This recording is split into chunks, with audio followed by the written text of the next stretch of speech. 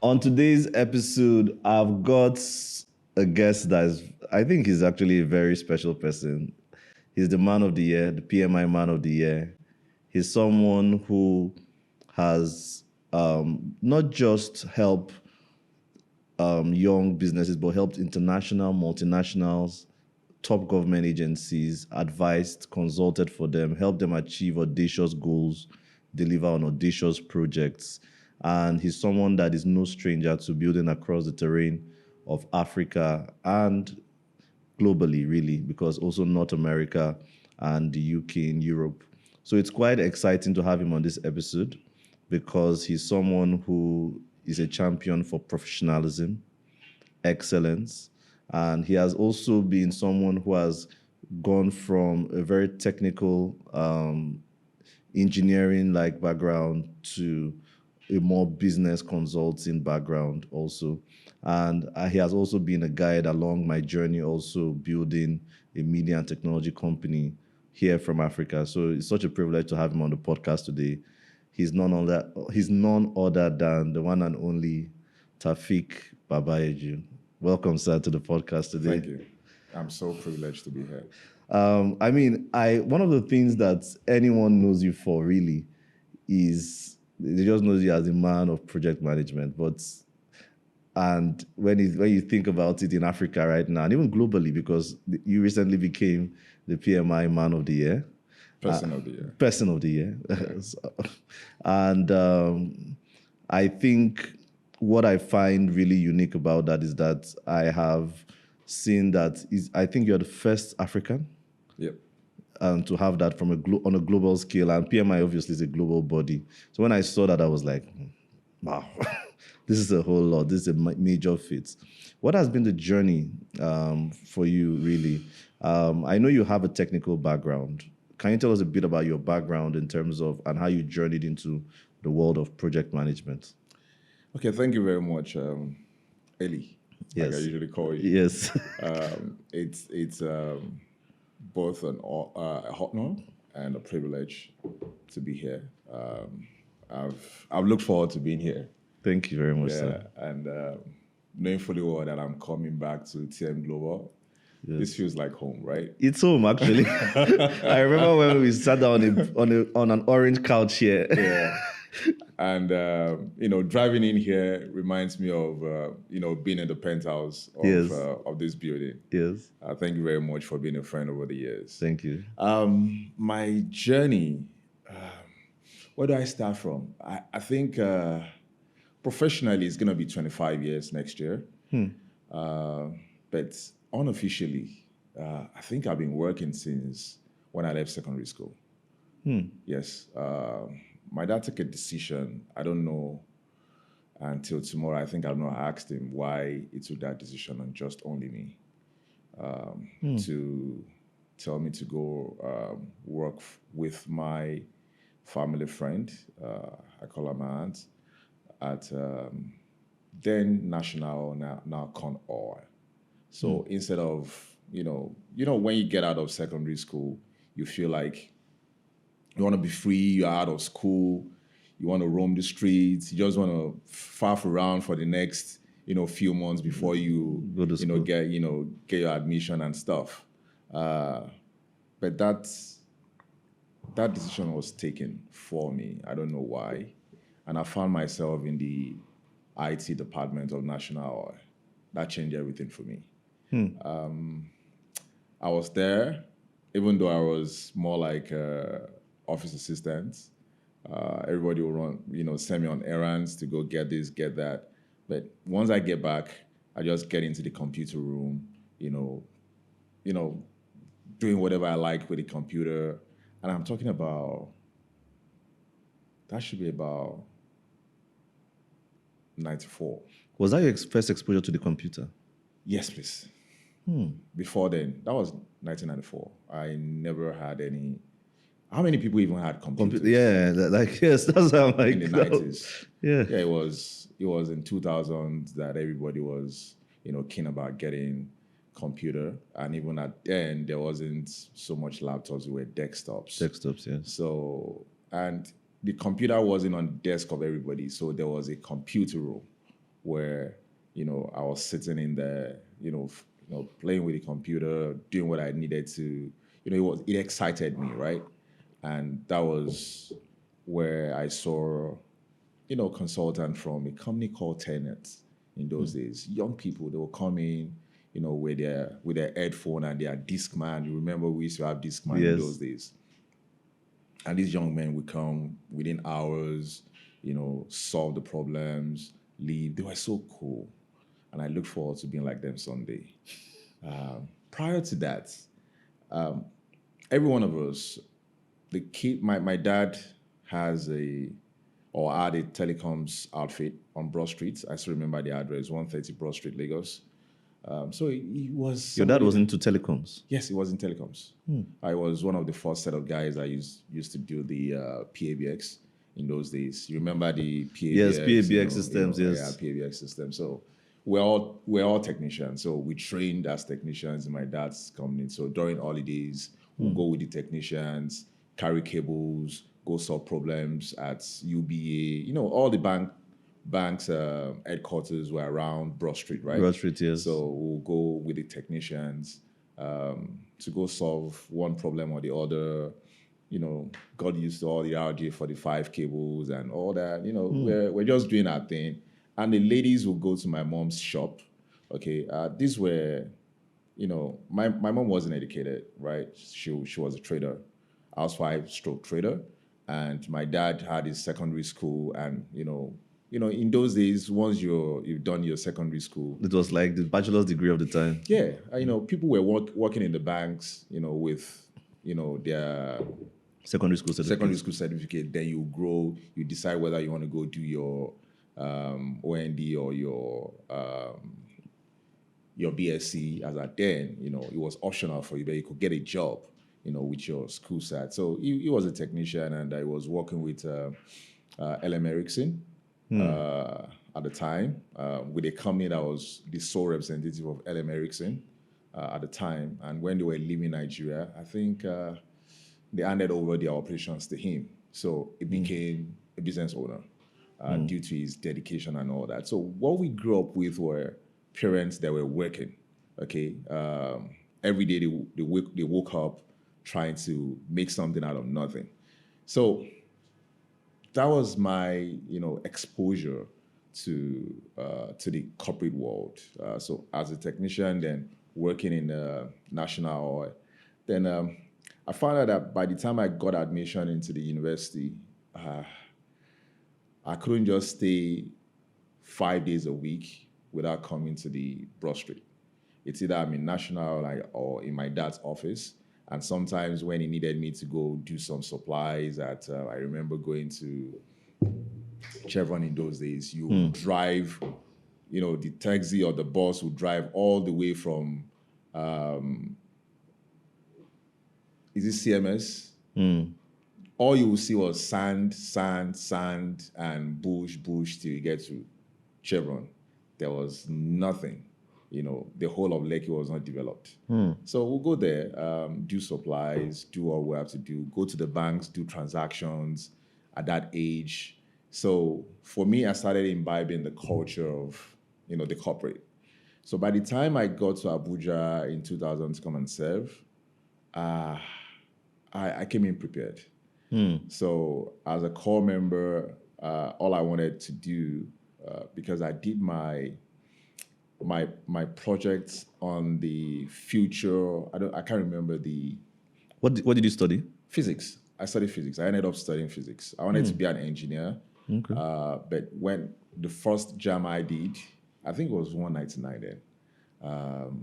So I was given physics in Futowiri. Then Futowiri gave me physics, or physics to study. Then LASU also gave me the same physics to study. So I just took physics, sat for another jam, hoping that I'll score higher, then I'll go do my engineering. I did it, but I was already going to 200 level when the results came out. It was 245. And I was on the first list to go to Ilorin. I said, no, hell no.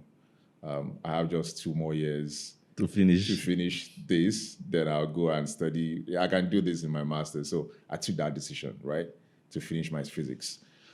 So while I was in my fourth year, I majored in telecoms because I'd always wanted to be a telecoms engineer. So I did a research, courtesy, my stint with National Oil. I had access to their internet and all that. So I did a research and I saw the future of telecoms. And I realized that my dad's company was going to go extinct. Yeah, the GSM was coming, voice over internet, protocol, VSAT. I saw everything, right? So I wanted to be somewhere. There weren't any of these GSM companies. All we had was Nitel and Mtel. And Mtel was the only one that had mobile, anything to do with mobile. My dad wasn't doing anything mobile. And I realized that the future of telecoms was mobile. I asked him, all he knew was his PABX and all. For me to be able to help him, I decided to serve at Mtel. So when I got to Abuja, I was posted to a ministry. I think it was Ministry of Communication. I think the next day I told them to reject me. I couldn't, my work ethics was already very Strong. very strong. So I couldn't imagine myself sitting in the ministry doing nothing. So I wanted to go to Mtel, and that was why I was in this town. So focus. I got to Mtel. They said they couldn't take two batches of coppers at the same time. That we had to wait for the batch that came. It used to be 6 months difference. So there was a batch before us that will finish, I think, in the next 5 months. And if we could wait, I was ready to wait. Yeah. To serve where I wanted to serve because I was looking for a particular knowledge and it only existed in one place. That was Mtel at the time. So while waiting, I was in Cuba. I was a barber. I was staying with a friend whose auntie owned a salon. So there was a barber shop inside the salon. And sometimes I would just, because I couldn't afford to even pay for my own haircut. So I would sit with the clipper. I used to be a barber when I was in secondary school, right? This comb and blade. Yes. Yeah, I used to barber for people. So that was my first time using a clipper. So I'll stay in front of clipper and the mirror and try to barb myself because I didn't have money. She was watching me. So anytime our barber wasn't around, she'd come and barb. Well, Because she was feeding us. I couldn't say no. So at the point I became the official barber. official barber. I wasn't paid, but it guaranteed me a meal. All right. So I was there for a few months before Mtel called in. And when I got into Mtel, the essay to the MD looked at a few of us he studied physics as well. So he looked about 3 of us that studied physics. I remember my friend Raymond Abia and one other lady, they studied physics together from University of U. And he looked at us, he said, he wants one of us to work with him. I said, I just said it aloud. I said, definitely not me. Why? Because what will I be doing in the CEO's office? Okay. I wanted technical knowledge. I was so sure what I wanted. I said I wanted the switch. So they sent me to the switch. They rejected me at the switch. They said the last set of coppers, were committing crime in terms of colluding with, people outside to program. There was this scam around. We call it 9 knots, not 9 knots. Then, the analog mobile phone. It was very easy to clone and all of that. So the DG at I think the manager at the switch rejected me again. Like, okay, so what's going to happen? So the SA called me and said, you know what? I want you. It's you that I want to work with me. I said, but I don't want to work with you. He said, let's strike a deal. I have a project from the CEO's office which was the MD's office. I think it was Kunle Bello then, yeah, Kunle Bello, fine gentleman. And he said they were trying to, it was a transformation project, right? They wanted a situation whereby when you walk into Mtel, because all the area offices and the service centers were already compromised. They were making a lot of money. It was a line and a line and a phone was the bundle service was 69,500. I could still remember. It wasn't up to 70,000, but people were selling them for as high as 500K Wow. to hold an analog phone. You could spend almost 500K, even somewhere even ready to pay $1 million because it was status. It was a status symbol. So they wanted a situation whereby they wanted to pilot a program where everything would be done from the CEO's office because there were politicians in Abuja. It was a year after 1999. I know democracy returned in Yes, 1999. So 1999, we're talking about 2000 and 2001. And all these guys wanted their mobile phone. It was their status symbol, their official line. And they wanted everybody would just come to the MD of Mtel. So the ambassadors, the politicians, the governors, name them, all the big boys, the VIPs, the big businessmen. So they wanted to have a pilot program where they'll program the phones, they'll get it working, and any VIP can walk into the CEO's office and take a line without paying a bribe to anybody and just get allocated his line and he walks away. I was the guy to do that. That was my job. To deliver on that project. To deliver on that project. That sounded, it sounded very interesting to me. I'm like, okay, so I get to program the phones. I got to work with the switch to activate the lines and hand it over to the people. Count me in. So I jumped on it, and that was it for me. I was privileged to meet a lot of people, known names, people that are governors now, ministers then, people in the Senate, honorables. They walk around, and once they have a conversation with the CEO and said they wanted a line and it's approved for them, the next guy to talk to them is Taopheek. I make their phones ready, hand it over to them. Everybody wants to give me a bribe or wanted to give me a bribe. Or a tip. A tip or something. I'll naturally not collect. It was a policy within the organization. No bribe, no nothing. You get a bribe, you get kicked out. So, the riot act was already written for me before, by the time I got in. I just do my job and say thank you and I walk away. So people were like, where's this young man, he gets the job done, he's not asking for anything. So they want to know you better. You've created value. They ask you to come to the Hilton, to come for dinner, Then I learned a very good lesson, right? Just create value, be valuable. Everybody wants to be your friend. I was just a bloody copper. And because I get my job done, I deliver value to the so-called big boys. I won't ask for their numbers. I won't even ask for their card. But they wanted, to reward me somehow. They'll invite me. So every of my evenings were booked, whether at Hilton or at Sheraton, because they still needed somebody to help them to navigate this whole madness. What went around? There's one smart boy in a CEO's office. So even problems that they could not solve at the service center, they'll send it to the. So at every minute, I was solving somebody's problem. At night, my phones were ringing. Everybody would just be like, okay, let me come to you, just solve it for me. And what did it take? Because of the ethics that I had working with my dad, solving problems, working at National Oil, solving problems.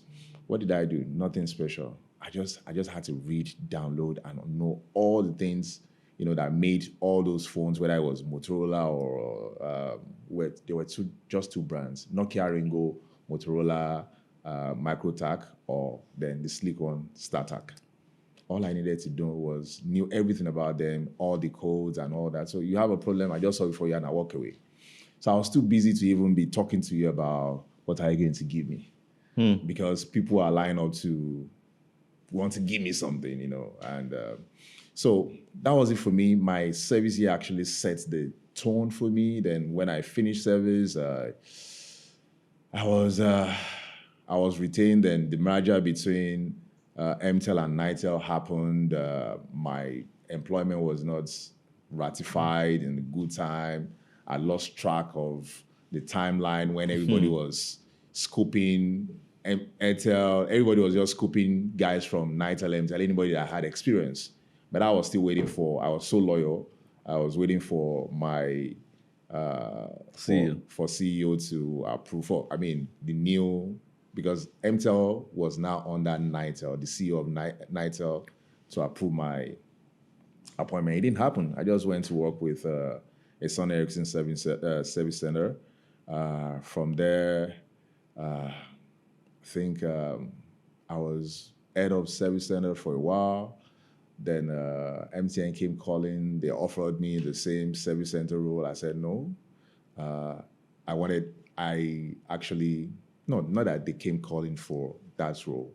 I interviewed for a network engineer because I wanted to be a network engineer, but there were internal considerations. So a friend of mine was moving from the service center to network, and they offered me The service service center. center. Okay. I said no. So shortly, I left the Sony Ericsson Service Center. I started up my first business with a friend. That was 21 years ago. I could still remember. That was 2003.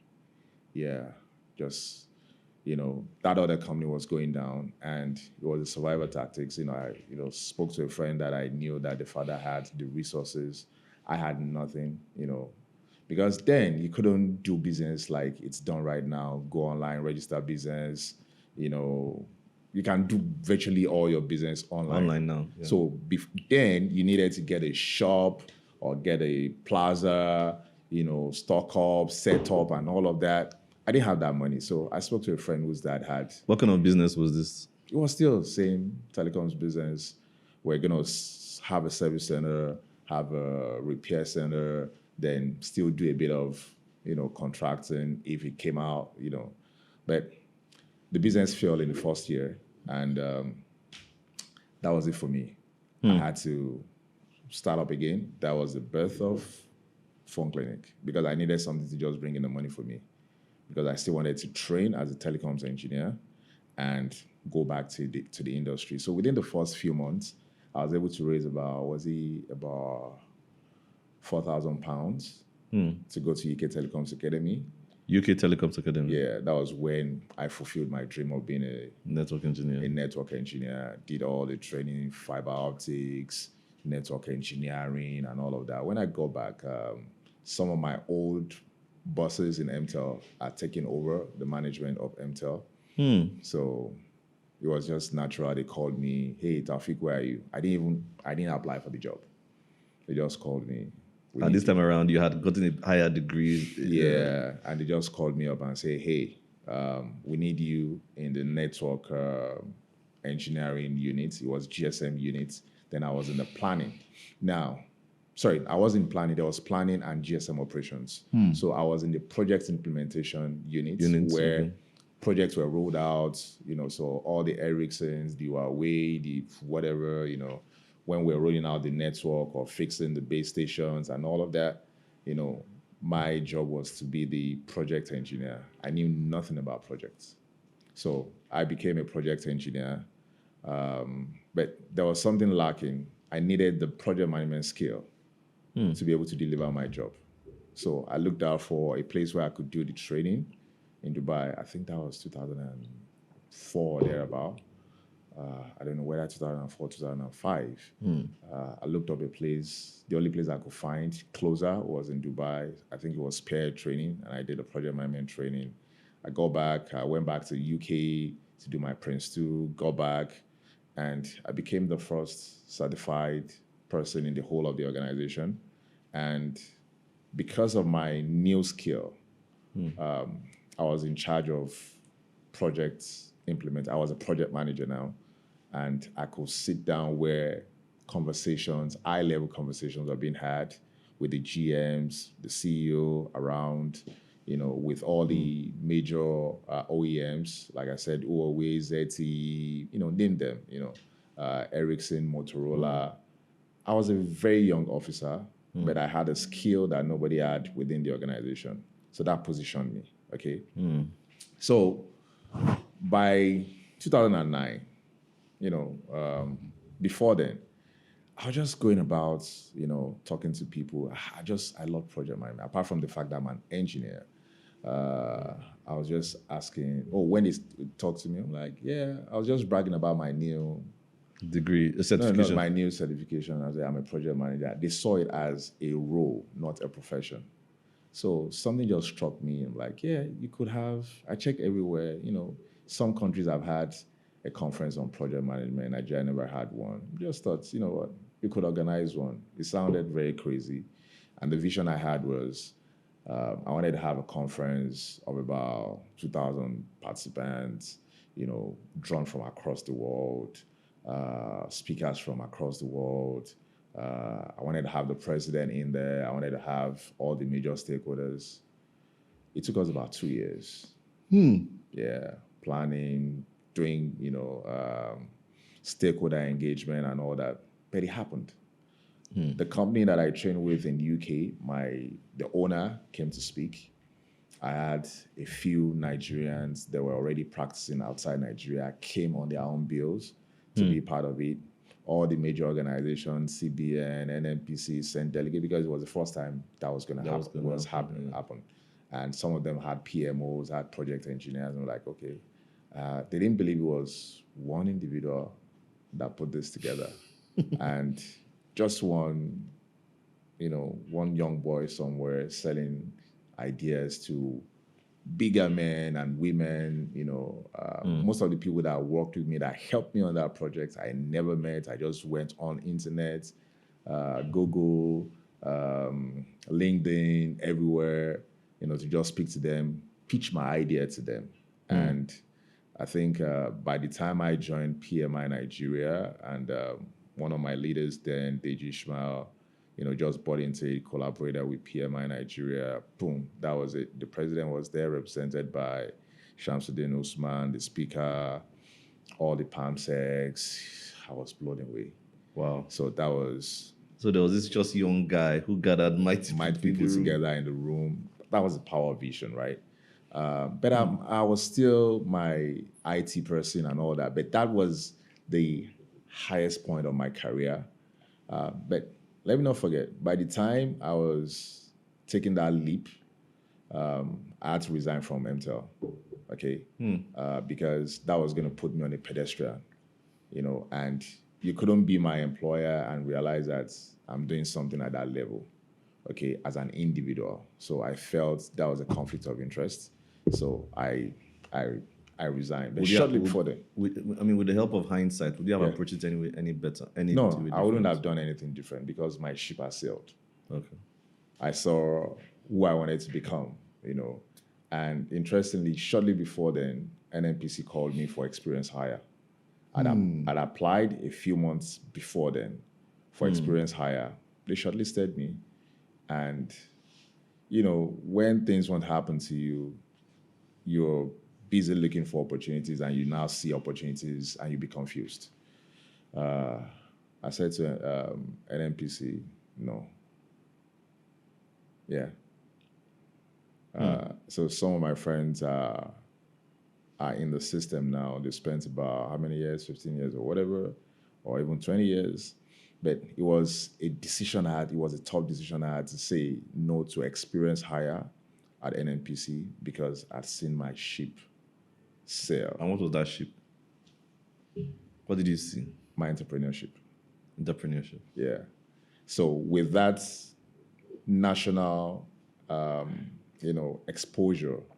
With Promocon, it was just time to set up iCentra. So that same year, I set up iCentra, which was a consulting, arm of the first business that I started, to focus on, consulting, project management, training. But I still had the technology company. Okay, so that's Phone Clinic or... No. It was Integrated Circuits Technologies. Okay. Phone Clinic was just something I set up by the side to just bring in the money because 5 years into setting up Integrated Circuits Technology, which was IC Tech, I didn't land any contracts. So again, you need to know what is your income stream, okay? phone clinic was the income stream. Okay, that was where the revenue was coming from. Even the money that I used for Promocon and all of that, it came from phone clinic. Oh, wow. Yeah, it was shortly before Promocon that I hit my first project. That was 5 years after I set up iCentra.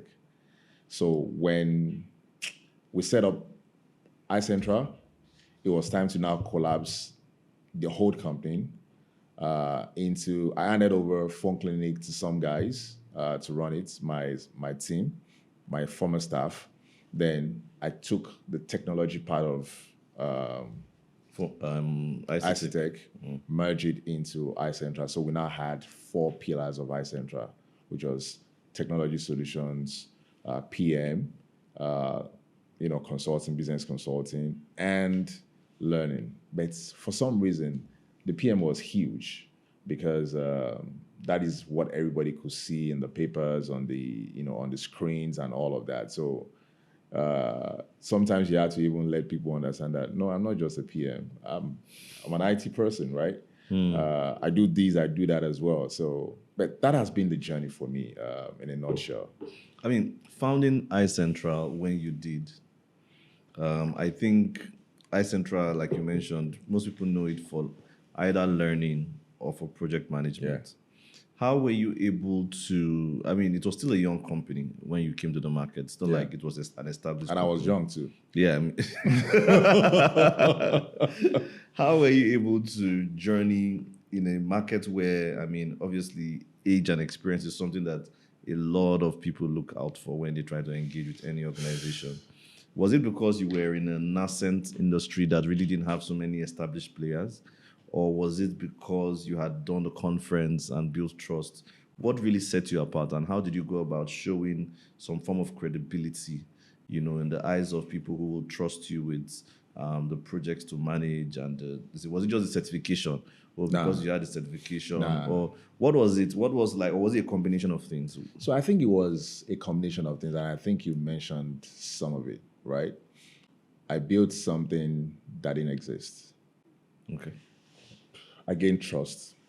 I built relationships. I got headlines. And I think to some extent built a bit of credibility. Okay, that is number one. Then number two, because I now have a network of professionals within my network. I had no chance of surviving in the technology consulting space. If you look at the so-called big boys, okay, the big fours and the rest of them and all that. But for me, also, I saw something because I was operating in Abuja primarily. I saw that none of them had a real presence in Abuja. So when they had to take on any engagements, their bills were crazy. They're flying people, hotels, the overheads were. So I saw a gap there. We're smaller, we're nimble, and we're more agile, and we were cheaper, okay, in terms of pricing because we didn't have all those overheads. So that was a selling point for us. Okay. Then also starting up, like I said, there should be a pedigree when you're doing in a professional service world. Yes. It's not about your certification. How many certifications did I have? Okay, you're competing against organizations that are global, that had tons of resources, tens of thousands of resources from across the world. So your chances of surviving or beating them to their game was, very, very minute. Okay. But what did I do? I've told you about our speed to the markets. Then we've created a lot of relationships by, that conference because there were people from different industries. Then I also built a lot of professional network that, then again, I didn't announce myself as the CEO of the company at that then. Tell me about that. Yes. You will just see I didn't even have a title. I was just a project manager. within the organization, ensuring that projects were delivered because I needed the experience of more established people. So did you do this as a like you did not you felt like maybe it would help the brand better if you did not identify as its MDCU? So for me, I didn't want to limit the organization to my size as at then, okay, because I was pretty small. When I say small, not in size, but I mean when it comes to the what was required for the market as at then. Okay, I didn't have the resources at the disposal of the big boys, right? True. So for me, I was more focused on getting the job done, while I assembled a team of more experienced people, all right, as the consultants for the organization. I had to speak to them to say, hey, I need you to be as part of the consulting faculty for my brand. And because they trusted me, some of them were from UK, some of them were from America, and I needed to form some form of alliance Were you with like them. paying them or No, it was just, per gigs, right? Okay. If the opportunities come back, because they trusted me, all right, they were ready to work with iCentra at then. So it was me standing on the shoulders of giants, and because most of them were not in Abuja, and they realized that I formed relationships with the organizations that they were trying to do business with, I could easily reach those organizations. So if there was a job, there was partnerships, and it was easier for everybody to have my vehicle as the vehicle for getting the job done. So I was just going about as the project engineer or the project manager, you know, stroke the business development person, get a job, manage the job, bring the expertise that is required, from across the world to get the job done, irrespective of the clients that we're serving. So for me, we did that for a few years until we had grown in balls, and we felt, you know what, okay, it's time to put a face behind the brand. But for me, it was more about getting the brand, the competence of the brand, and what the organization could do first, and bring in the people that could get the job done, as against showing up and trying to be like, oh, I'm the CEO of this. Even when I was doing Promocon, it was about the idea, the vision. I wasn't the one. I never do the speaking, right?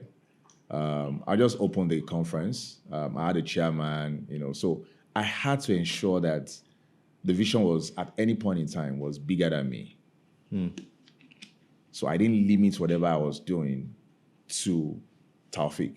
in the day and age of, especially in the day and age of social media now, where it's so easy to just position, entrepreneurs doing themselves a disservice by positioning themselves, oh, I'm the MD CEO of this particular organization, or will they be wiser to follow the approach that you just shared earlier now? So that's a very tricky one, right? We're in the age of self-branding, right? Yeah. Okay, personal brand Personal and all branding. that. But it depends on the industry that you're playing in. Okay. If you're a fashion entrepreneur, style entrepreneur, media entrepreneur, some businesses are better, personalized. So if I want a stylist, a makeup artist, I want MC and all of that, I don't need to go through a company to get that done. I want to be sure that this stylist can get the job done for me. Okay. This fashion guy or the tailor is a guy that I can speak to. Okay. So for businesses that are personal in nature, it's okay to position as the alpha and omega, because at the end of the day, the craft is about you. Okay. But for professional service, that requires, one of the requirements of professional service industry is years of experience, number of partners or the resources that you have. And, there are so many things, dynamics that are attached to it. If you want to start an engineering or a drilling company right now, they're going to look at your equipment, your capabilities, and all of that. If I see a 21-year-old positioning as the CEO of a quote unquote global consulting firm, would I want to? Because your job is more of experience and advisory. Okay, what experience does a 21-year-old have? Okay, to advise a 20-year-old company, all right, or a CEO that has, what solution do you want to deliver for me? Because your solution must come from a place of having made mistakes, having tried again. So at that stage, it's not about you as an individual, but the capabilities of your organization. So some businesses require individual capacity. Some businesses require organizational capabilities. All right. For example, a bank requires organizational capabilities. A consulting firm requires organizational wide capabilities. So, depending on the industry you are, if your business requires individual capacity, it's okay to brand yourself, your company, and this is me, because everything starts and ends with your own individual capacity. But when it requires an organizational capabilities, you should focus on branding the organization. And you can feature in the brand, maybe like a lead consultant or something, all right? But you can't make the brand immediately about you until you've achieved some tremendous success in that industry, say for oil and gas industry, banking industry. Let's take, for example, Tony Elumelu. Tony Elumelu has a strong personal brand that is now influencing the other brands. The other brands, yes. All right? But the brands are not dependent on Tony. They are not, yeah. All right? The UBA brand does not depend on Tony. And Transcorp brand does not depend on Tony. They already have their own individual brands. As a matter of fact, they all even have their, individual MDs, right? Who can also have their own personal brands. So when you get to a certain level, like the Tonys of this world, like $10 of this world, you're seen as an individual brand, all right? And your brand is helping your business, or is giving a little bit of, brand association to your business. But there is a way a place you get to where you can stand out as an individual brand, and your brand starts influencing any other thing that you are connected to. All right. But like I said, if you're just an entrepreneur starting up, you need to understand, what kind of organization am I running? Is there an organization that requires organizational capabilities, or a business that requires individual capacity? So let's go into building a business, right? Yeah. And also attracting the right talent. Yeah. Considering the fact that you built your business ground up, and it's really, I think your business has a bit of both, really. There's the organizational capability, but then now you've gotten to the phase where your individual capability too has grown so much that it even influences the organization, because you're a lead consultant, globally recognized. But before you got there, how were you able to navigate the need for professionals that you couldn't necessarily afford to pay on a month-on-month salary, but you needed them? And how do you also navigate areas where, most SMEs, one of the things they struggle with is they invest in talent, and then the talent leaves, Up and leave. ups and leave. Then it's almost like SMEs have become like nurseries. You know, That's they your job. plant nursery That's your job. for That's your job as an SME. for bigger companies.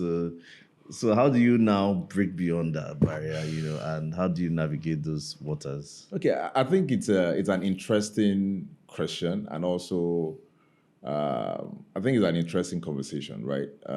Every SME needs to understand that you're first of all a nursery, all right? Your the plants can blossom and stay within your garden, or somebody else comes around and pick it up, okay, or pluck it and take it away. So you need to face that reality. And the fact is, you need to continuously train people and build their capacity, whether they're going to stay or leave. If they stay, you have something to hold on to. If they leave, you can't control that. So you're better off training people that may either stay or go. They are not trained people and you don't have a pipeline of talent. I've seen what you have also done here with the talents that you have here. Sorry, excuse me. Not every of the talents have stayed. Yes. So that is your job. Okay. And you need to be smart enough to also to understand that you need to have more than talent, as staff. You need to have partners that are co-owners of the business, and also have people that believe in the brand, what you're trying to do, and could provide their professional services to you on a need on a need basis, right? And that comes with some level of credibility. Okay, so there are two strategies, and you need to look at the two strategies and have a mix of both. So when we were starting iCentra, we said to ourselves, you know what, we're going to have a projectized organization. Projectized in the sense that we're just going to keep administrative staff within that can run the system and outsource projects while I oversee the delivery and be the engagement director or the engagement manager or whatever it is, be the face to the clients, manage the clients, then bring in consultants from all over the world. And I could remember vividly well, we brought in consultants from all over the world, white skin, Asians or whatever, to deliver on our projects. But it got to a point when we realized that, okay, this model wouldn't work. We need a mix of both. Because, you're starting up, you don't have the resources to keep those, you don't have the funds to keep those resources in-house. But you now need to now start building the pipeline of the resources. Not too experienced, but it can get, a little bit done. So we had a pipeline of, graduate training program, even experienced hire as well. Some will come, some will go. And over the years, say out of the 15 years, we've had people, in the 10th, in the last 10 years that have stayed with the organization, that have seen the vision, that have seen the growth of the organization. All right. So it's a mix of it. But do we still have consultants across the world? Yes, we do. In US, in UK, wherever they are there, they're on our retainer. Okay, once there's a project, we get them on. But we now also have our own team within iCentra, stars also scattered across the world, who are on our payroll, whether there's job or not. So that's the investment you need to make. So it's a mix of both strategy. But starting up, to be honest with you, all we had was, what do we need to do? Look at our business model, where we have projects. So we deliver on projects, whether it's IT project, whether it is learning project, whatever project it is, whether it's a transformation project, it is for a period of time. And, once you deliver on it, you need to disband these resources. So what model would work, which is a projectized organization. So we had a projectized organization. And for, say, a few years, maybe 5 years, at the first 5 years, and realize, okay, now we're getting more engagement, we're being trusted. I can be, engaging with clients at all levels. We need to build a pipeline of internal consultants, and we're a bit stable. And so for me, it was time, or for us, it was time to now build in the team. But have we kept everybody that were built in the last decade? Hell no. But one very important thing is the fact that the ones that have left, whether in UK, US, or Canada, have also remained a part of the business. I mean, some of them are still, they still refer to themselves as iCentrans. And when there is anything to be done, you now realize that you have an army of iCentrans across the world who are even having conversation with you to say, what, bro, I might be returning to Nigeria in the next 2-3 years. Is there a place for me? Or are you opening up office here? Is there anything?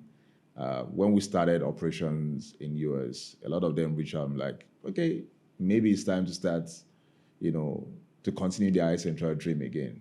So like you rightly said, as SMEs, your first job is to be the nursery. What do you think are some of the biggest mistakes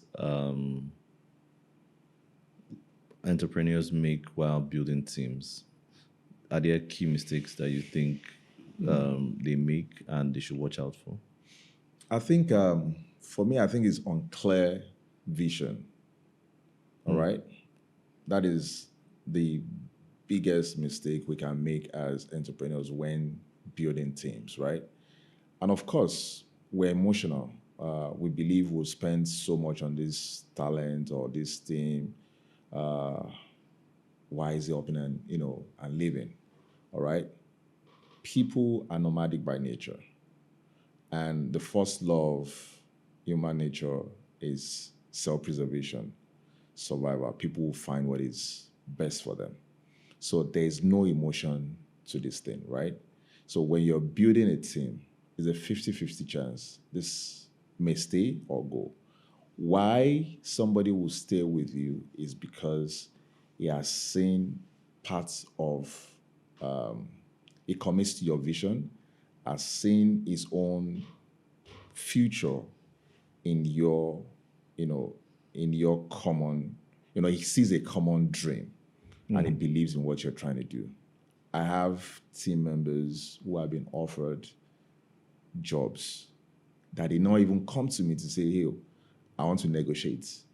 Somebody just told me, we offered this person so, or this opportunity. He or she declined.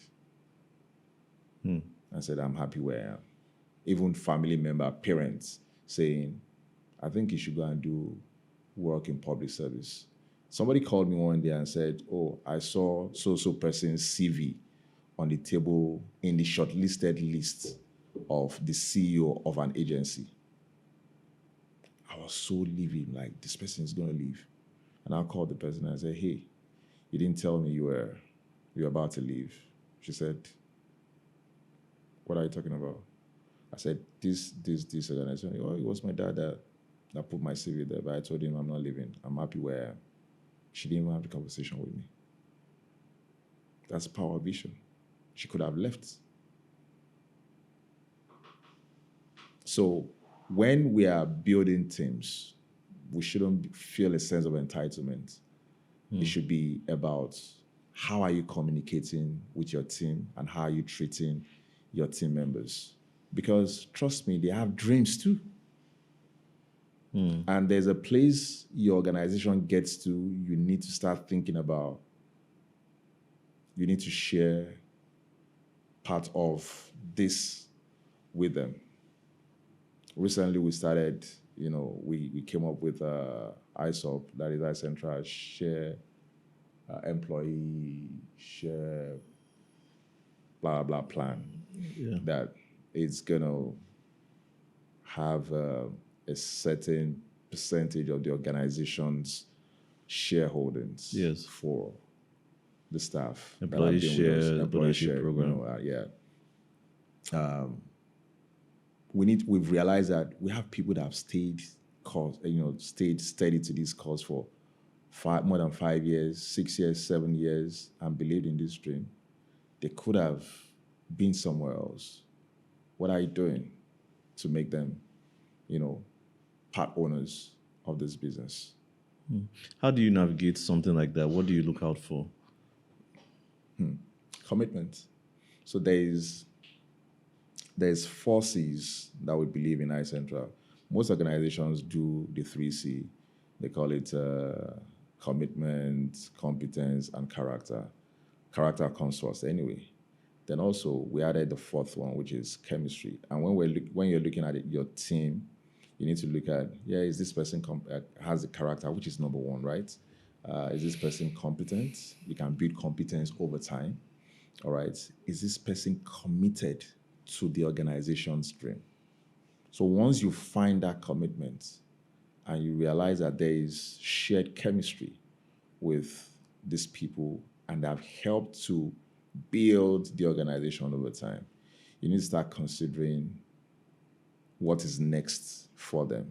Because at a point in time, they will ask themselves what is next for themselves. So before they take that decision, you also need to start having that conversation as well. I'm not saying organizations should give out, ownership to people by default. It's not done anywhere. But what kind of organization are you trying to build? Okay, you need to ask yourself, do you want to build an organization that you want to give to your kids? Or you want an organization that you want executive directors, you want people to grow within the organizations, to have, ownership as, as part of their, what do you call it now? Shared ownership. So it depends on the vision of the organization. Recently, we just got a few other people on our board at iCentra. Yeah, I saw it in the news. Yeah, so we've been building our leadership team over time. I think for about more than 5 years now. And we've been very deliberate about it. We had different criteria and different industries that we're looking at. I mean, run me through that mental process or that system. What goes through your mind? What do you look out for? What are you solving for when you're trying to build? Because this also dovetails into the question of corporate governance and ensuring that you're building an institution that goes beyond Taopheek Babayeju, the founder of iCentra. So what am I looking out for? Yes, how do you structure something like that? Okay, so why? Yeah, so again, it depends on the DNA of the organization you're trying to build. A fashion entrepreneur, for example, does not need to build a board of directors. Really? Well, it depends on how big he wants to be, though. Yeah, I'm just saying, if I'm a tailor, why do I need a board of directors? Maybe I want to become like Amansi Ortega or something. Possibly. But before you even get there are some industries or kind of organization that requires corporate governance. Okay, if you want a tailor to sew a cloth for you, would you be asking who is on his board? No. Does he even need to write you a letter? And because recently, I think most government agencies will now say, hey, on your letterhead, put your board members, at the footer. We want to see who is on the board of your organization. You can't run a bank without an active board. Yeah. Okay, it depends on what kind of industry are you building, right? And what kind of organization, what kind of legacy are you building? Am I building a company that, if I'm no more today, can run, all right? Or I even have people within the organization that have clear path to leadership, all right? That would inform the kind of structure or kind of governance structure you're building. I've seen a governance structure that is just wife, kids, family members. It's a good one if you are building a family business. I was clear that I wanted to build an institution that would outlive me. And I'll give you why I had that motivation. I told you my dad had a company on 130 Broad Street, Lagos. Yes. My dad had a board, had partners, and had other governance system.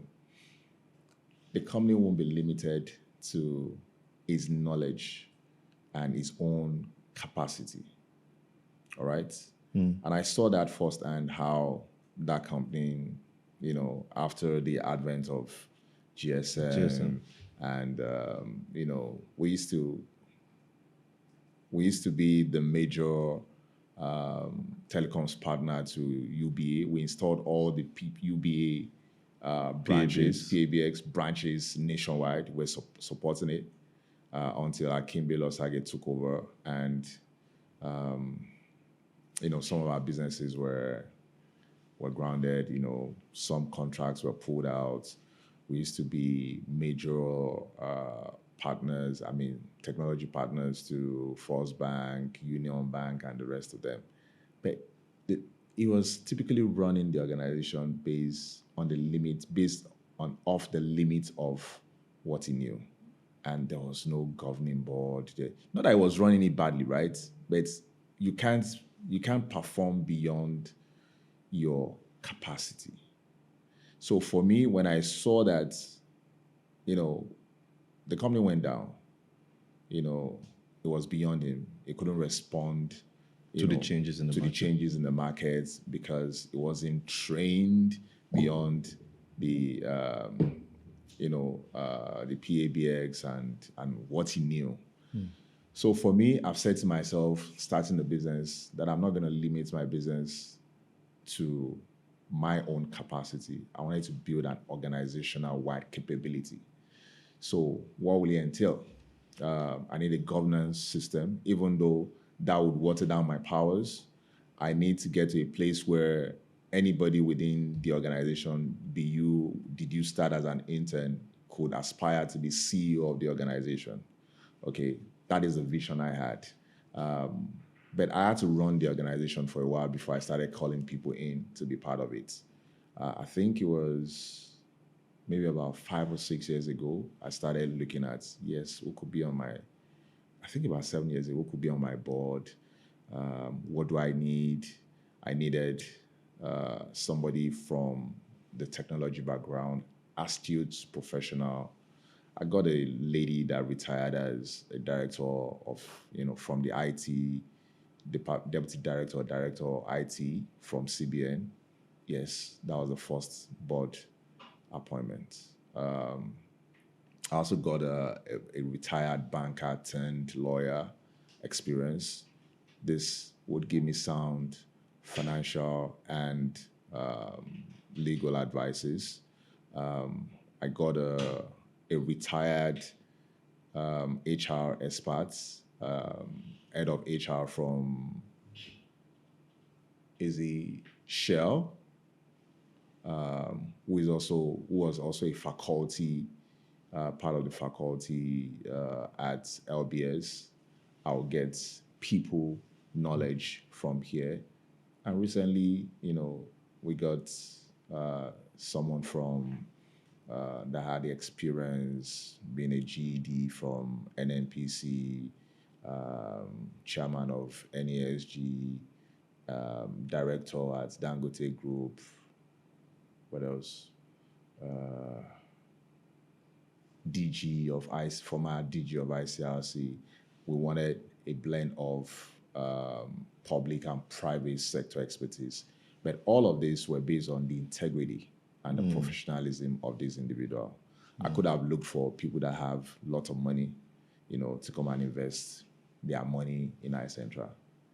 At this point, nobody. We are not taking 15 years down the line, we're not taking any bank loan. We don't have any debt on our book.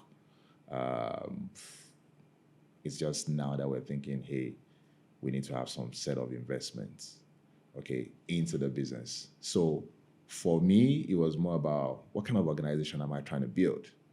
And at 15 years, we're also considering, yes, people that have stayed with us, they cause that have dedicated their time to the organization, how can the organization start rewarding them with part ownership of the business? So, I mean, you spoke about the dilution of powers to Yeah. you as a founder. Yeah. How are you navigating that mentally and emotionally? And I'm sure that's one of the major problems a lot of businesses face. And what counsel do you have to a business that's trying to also do that? Because it's a very, very tough scenario around Africa, especially, whereby we don't see a lot of businesses have very strong corporate governance systems and outliving the founder. Yeah, I think it's pretty much easy for me. I think from day one, even when I was running a phone shop, I've never had absolute power. Yeah. So discipline is very important. Ensure that you're very disciplined with funds. So I've always paid myself. I had salary or allowance or whatever, which I live, you know, I live within that. And I made a lot of sacrifices for the business. So when I got married, uh, my wife couldn't understand that you said you just did this 100 million naira project and you don't have 50 million to yourself. Is iCentra's money, not my money? Okay. The best I could get is a commission for bringing in the deal. So I've always been responsible to the business, and anybody that works with me today, they know what comes into the business. They know it's that transparent. They know when we made a business, when we made money or whatever, and I'll not up and go buy a car when people haven't been paid salary. I've never held a salary in 15 years. Okay. So for me, having control, absolute control, I'm not talking about shareholding. I'm talking about being responsible and, Decision making. decision making and transparency is very important. So by the time I had people that were climbing the managerial level, I give them powers to take decision. You can't give people responsibility and not, give them authority. So responsibility also comes with authority. So I started sharing my authority. There comes a time when, there are times when they come to me and be like, we don't want to do it this way. This is how we want to do it. And once there's a consensus, I say, you guys go do it. Sometimes they may goof, right? Fail at it. They may still come back to what I've told them may have happened. But again, let people take responsibility for their action. Let them fail fast, fail forward, learn from it, because you didn't emerge Overnight. Mastery is a collective of failure over time. All right. To achieve mastery, you must have tried again for about 10,000 hours before it becomes a second nature to you. So give people the opportunity to also fail, learn from their mistakes, and tomorrow they can make better decisions. So it's pretty easy for me because I've envisioned the kind of organization That you wanted I wanted to build. So it wasn't a no-brainer. And I've also always lived, with shared, powers, shared responsibility. It doesn't take away my ownership, all right, my controlling, shareholding and all that. But it feels beautiful to share powers with people. Power is not about total ownership. It's about the influence that you wield. So, I mean, talking about mistakes, what are some mistakes that you think you've made, and that you also see people making that when it comes to building an enterprise, or building a business from Africa?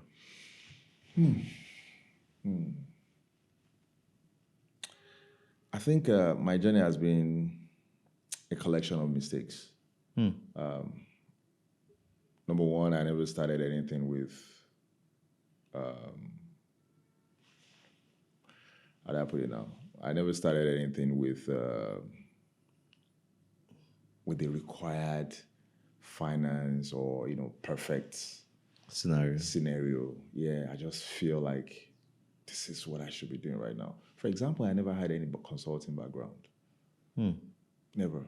If I knew I was going to be doing anything around consulting, maybe I would have started my career in PwC or gone Mackenzie. into, McKinsey or whatever. I never even knew that, that was an option for me. All I wanted to just be was just a telecoms engineer. Sometimes we're so fixated. Maybe I could have been more flexible in my choice of how do I put it now? My career choices or take some leaps. There were some jobs that came my way from blue chips, but because I was just too focused on what I wanted to achieve, I decided to, just stay on that track. So it took me a longer time to build. All right. I'll say that for anybody that's trying to build something, maybe you should first of all find yourself in an environment where you learn how to build it, where it's been built. Okay, I call it apprenticeship. Okay, I always wanted to stay in Abuja the moment I came here for NYC. So the opportunities that came my way, they were in Lagos, I didn't. Okay, that's talking about flexibility. All right. So when you're building, I think you should be more flexible. Give yourself time to build.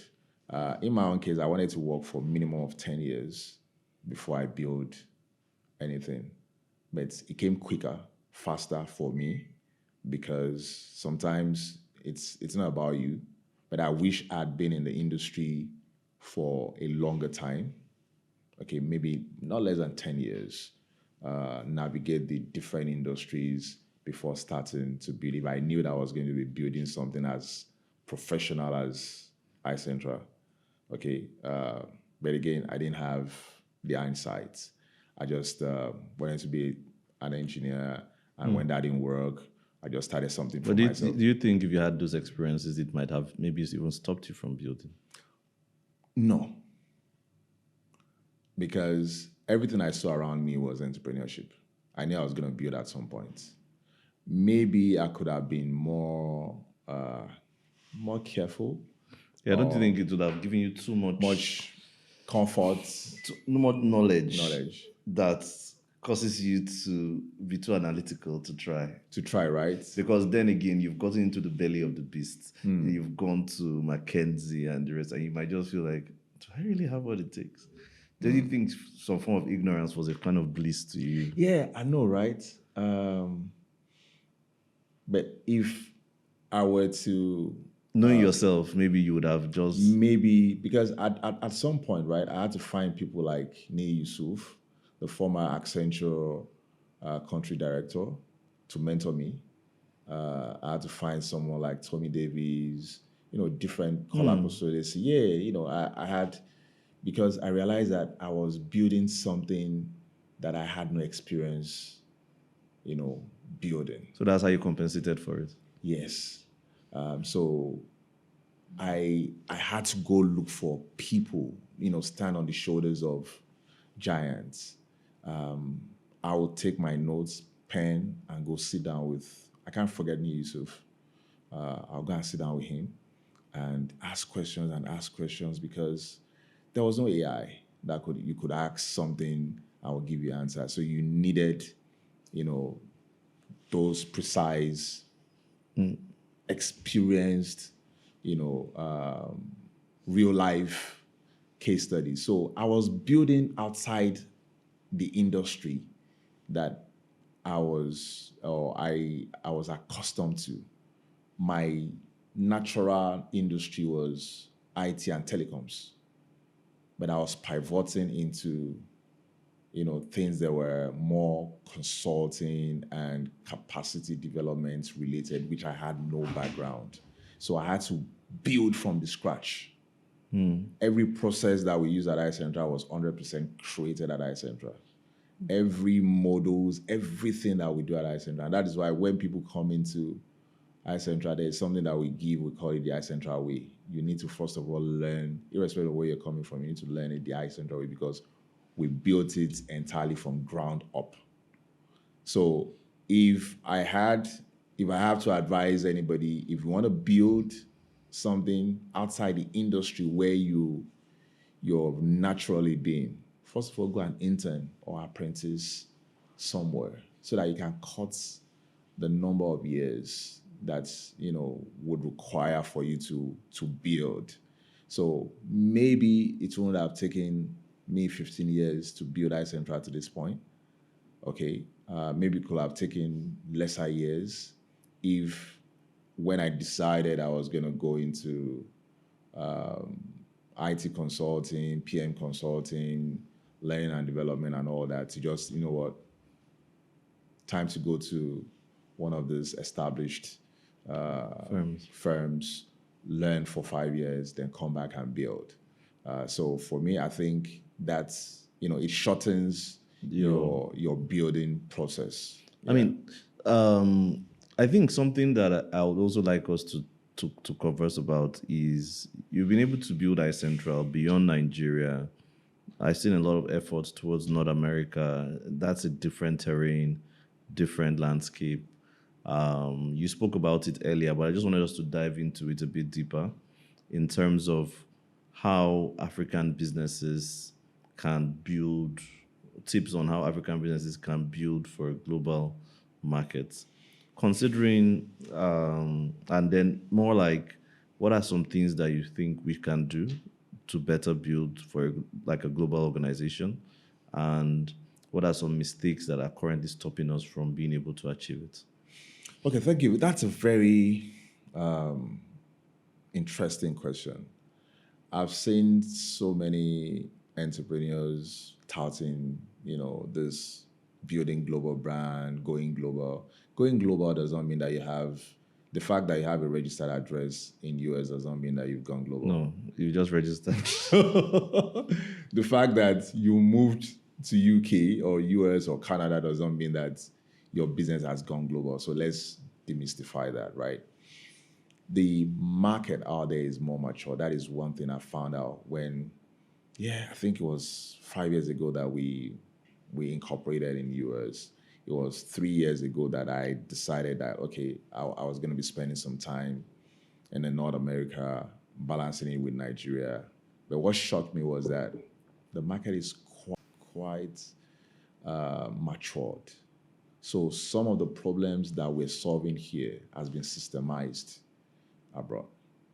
And there are niches. So most of the things that you call solutions here are not solutions abroad. They are already been taken care of by systems. They only need you to innovate to a point where you can create a new value for the market. So the first shock I got was trying to pitch what we do at iCentra to some business communities, some networks in US. And they don't know of a company that is not, the global, the scale of a global company, or a small company, SME, that is doing things across different 4 service pillars: IT, PM, business consulting, and learning. It's either you're a training firm, just stay in your training firm. And even if you're a training firm, just do are you a management training or IT training? It's so niche. The market is so streamlined. If you're providing project management solution, just provide your project management solution. Don't come talking to me about IT or different training stuff, right? Except if you're as big as the McKinseys of this world and you can have practice leads, different, teams solving different problems. So that was the biggest shock for me. In Nigeria, you need to have multiple competencies to even survive. That is why in Nigeria, you are the lawyer, you are the attorney, you are the you are the what's it called? Defense counsel. You are everything. You're the You prosecutor. are doing corporate law. You're doing criminal law. In the US, you have to niche. Okay, so that was the first thing for me, and even people that the shocker for most people that relocate, that are looking for a job, is the fact that when they see your CVs, before you learn it, your CV, in Nigeria, you go from being a data analyst, you do project management, you do business analysis, you are all over the place. They can't relate. They want cognate experience in a certain area. The same for organization, because the market is so matured that they need you to fit into a particular. It's like having a square box, a round hole, or what. They just need you to fit into somewhere. Don't come doing generalist for me. So that is the biggest shocker that will face anybody trying to build abroad. And when you have a solution here, does not mean that solution can scale. So you need to now go and build specifically for that market. Find out what is missing in that market that you can plug in. And most especially, it's easier to start with partnerships, with existing businesses to see, how you can start scaling. Because one thing I've found out in very developed countries is that you may be, you may be a plumbing company and you are just Zone 4 Plumbing Limited. Because the market in Zone 4 is huge enough for you. And your company is actually called Zone 4 Abuja Plumbing Experts. And you're making your profits. Because how do you even scale across US? I don't understand. You can't. Businesses are registered in states. You're registered in Texas, That is your domain. So you first of all need to conquer your states before you can even think. But in Nigeria, once somebody starts a business anywhere, it's across. It's national. So it's a different mindset, except you're providing, a service to a community that you can leverage. For example, the party scene in US, the Nigerian party scene in US is so unique that I know friends that have done their 50th, their wife's 40th and all of that, and everything had to be shipped from Nigeria. Right? Fashion and all of that are crossing borders. So a company like that in Nigeria that is catering for parties, fashion in the US or whatever, can say I've gone global. Okay. Right? But in actual sense, you have not gone global. You're just serving a community in US because of your cultural alignment. Yeah. Okay, but you have services, you have clients abroad. So when you truly go global, is you have gotten to the scale of a Google service is a Google service anywhere in the world. A Microsoft service is a Microsoft service all over the world. Okay, so for example, iCentra is a Microsoft partner or a PMI partner because there is a uniformity in those services that we offer. We can offer it in US and also extend, because our partnership is global, all right, and extend the same service to clients in US. Okay, because that's part of our business. That partnership is a global partnership. Okay, you're initially registered for a particular zone, but when you have presence in another zone, they can easily move you, extend your partnership, to cover North America. So that way you're serving, different markets, but it doesn't still make you. I have markets in the US, I have markets in Nigeria. It doesn't make me a global brand until you get to the scale of, like I said, the global brand that I can sell my Netflix services across different markets. That is when you've truly gone global. So I think there's a misconception of what it means to be global in Nigeria. It's not about having a second address in the US or UK, or you have one or two clients that are subscribing to your service due to your cultural or, alliance. That doesn't make you global. So are we still building for the US, the North American market? We're still building. Okay. But can we say we have gone global? No. So being global takes time. Yeah. And you need to build for the different markets that you find yourself. Imagine, when Netflix started, they didn't start from, being in everybody, not everybody can access Netflix, right? Yeah. They need to come to the different markets, African markets, to understand what are the terrain in Africa. To Uber does cash in Nigeria, but they don't do cash elsewhere in Nigeria. But they needed to build for Nigeria. Okay. So you need to build specifically for the market, not because you're on Instagram and people are buying your stuff from US or Canada, which of course, before we even had an address in US, the learning part of our business had been getting participants from across the world to Saudi Arabia and the rest of them. But it doesn't mean that you have gone global. So until you are able to build for the different markets that you say you serve, and minimum you should have done to maybe about 3 continents, right? North America, maybe South America. No, Europe. I mean Europe and maybe Asia or something. Once you have presence across these markets, then you can start thinking about or talking in terms of being a global brand.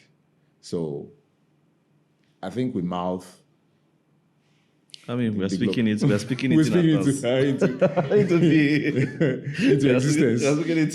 Yeah, I know, right? Yeah, that's where we all want to be, right? Yeah, that's where we want to be. Wow. I think my final question to you is regarding mentorship, right? And young people who are looking to grow through mentorship. How do you, your book, let me even come back to that, your book, Unlock. Yeah. I think one of the central message I saw in that book was the fact that you were trying to teach people how to live from inside out. From within, yeah. From within. What are some key lessons from that book that you feel a lot of young people need to learn? And then how should young people approach mentorship? They say there's no shortcut to success, but I think mentorship is a shortcut. All right. If many of us knew earlier on in our career, we would have approached mentorship quite differently. And I think parents are being more deliberate these days to look at what their kids want to do, even from secondary school to university, and attaching them to mentors in that field. Once you say, oh, I want to do something, media, during your holiday, go to TM Global. At least I have a friend called Elijah. Just go there. Elijah, can she come around? I think that shortens the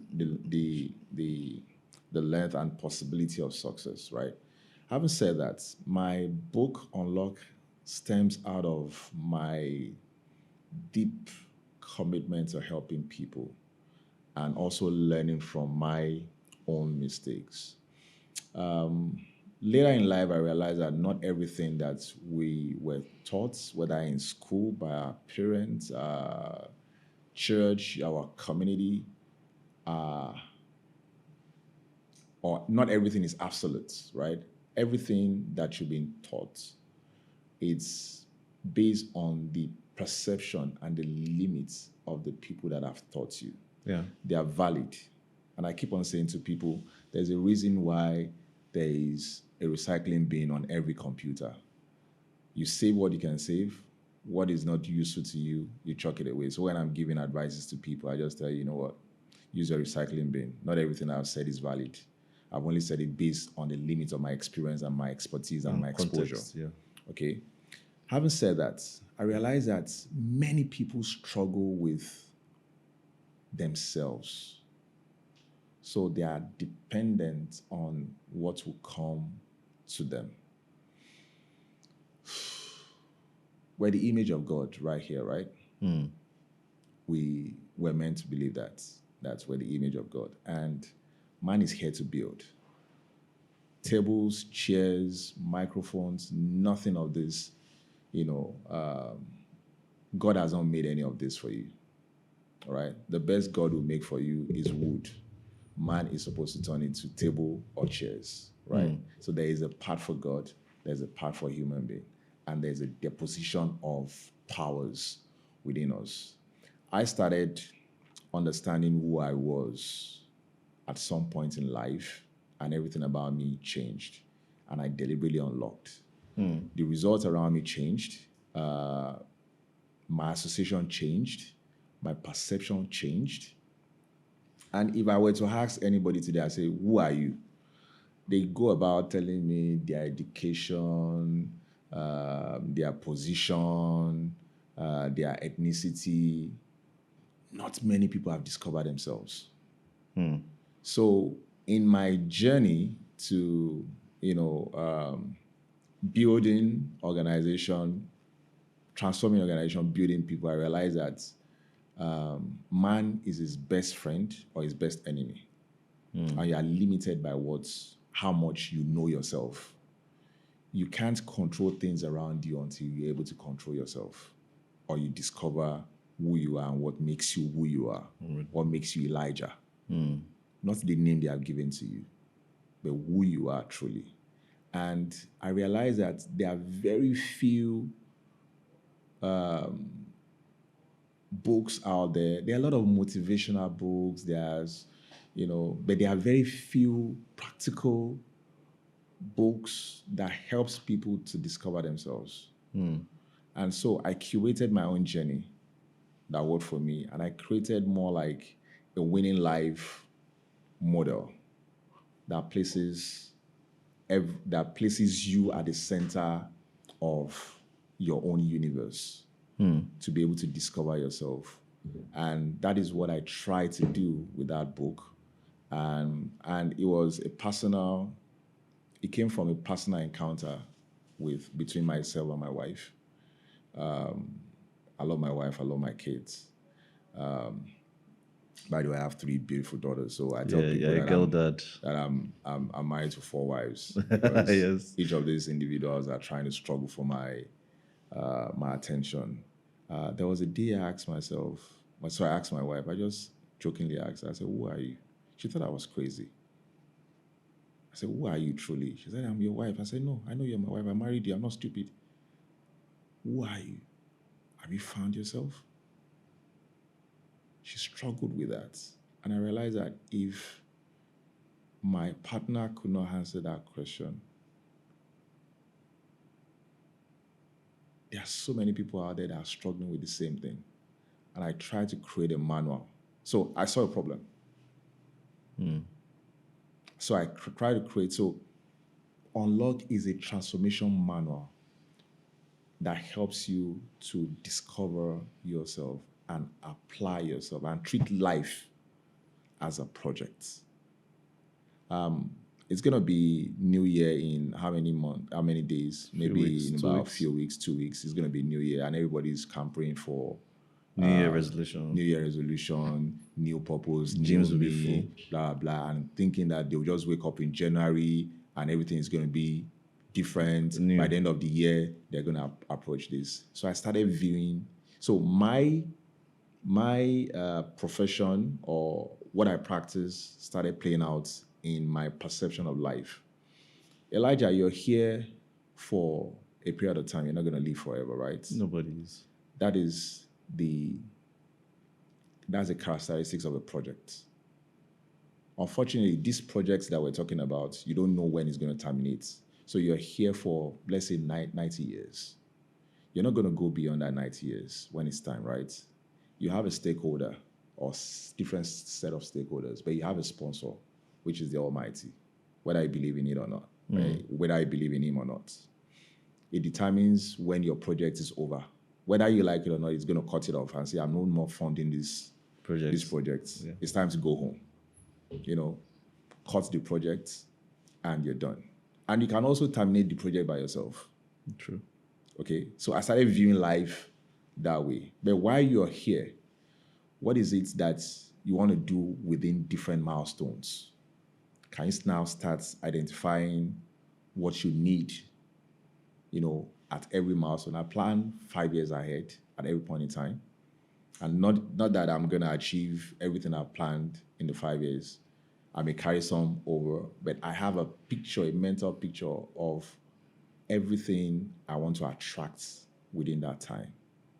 And it may not happen exactly that time, but I just see that it's in my work plan.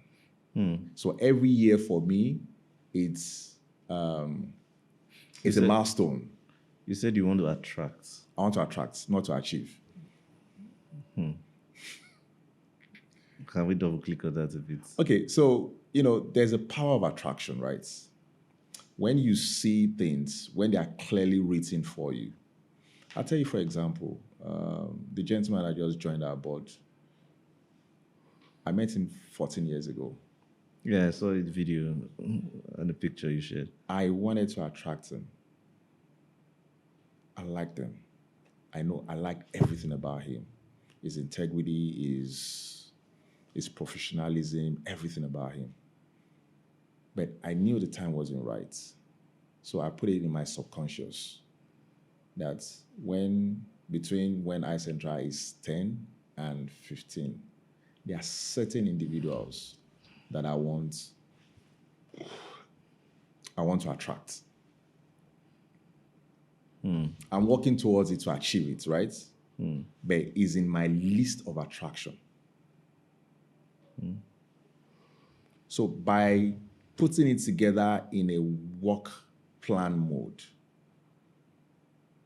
it becomes visible to you and you start attracting them because it's already in your subconscious that this you want to attract. But what do you need between who you want to be, who you are right now, the gap in between is where the work is. And that is what Unlock try to achieve to ensure that you are able to have a roadmap to being from who you are right now, understanding your limitations, okay? Because who you want to be in the next 10 years, there's a gap, right? When we're doing consulting, it's called future state, present states, then you do a gap analysis. What will take me there? So life is not any different. But we don't know the difference with life is you can't determine exactly when it's going to happen. Okay? Just like the analogy of the taxi driver that I've shared with you in the past. Your job is to keep your taxi on the road clean. You don't know who is going to flag you down and say, I'm going interstate. You don't know who is going to flag you down and say, you know what? I want to engage you for the next 6 months. Just put this card at my disposal. Whether I'm available or not, I'm going to be paying you. So it's better to have a clear vision. That visioning is the hardest part. That creating your transformational plan is the hardest part of life. So, most people just live the life as it comes, which is also good, and that is why there are 2% or 3% of the world population that controls the rest. So if you want to be in that, 2 or 3%, you need to do something differently than every other person is doing to achieve a different result. All right. Wow. Mr. Taopheek, thank you so much for your time. This has been a very, very impactful, transformational conversation, I must say. I'm grateful And for the I privilege. like the fact that you gave us from your, you spoke from the depths of your heart. I think I really found this as a very interesting episode. And I'm sure our audience did also. So thank you so much for your time. Thank you so very much. Guys, I'm sure you enjoyed this just the same way I did. This is an episode that could easily go into 3 hours, to be sincere. And one of the things that stood out to me was his journey, the lessons, and the clarity of conversation. And like he was rounding up the fact that a lot of things are things that if you have a clarity of vision, it automatically and you have it clearly listed out, you begin to attract it into your life as a form of success. So if you enjoyed this just like I did, please like, share, subscribe. If you want to follow the guest, check the comment section. You'll see links to his website, links to his personal page, links to his personal website, so you could connect more, ask questions, or get to learn more about the work he's doing at iCentra. So thank you very much and do enjoy. And Leadpreneur as well. And leave Preneur, yeah. Do catch you on the next episode. Thank you very much.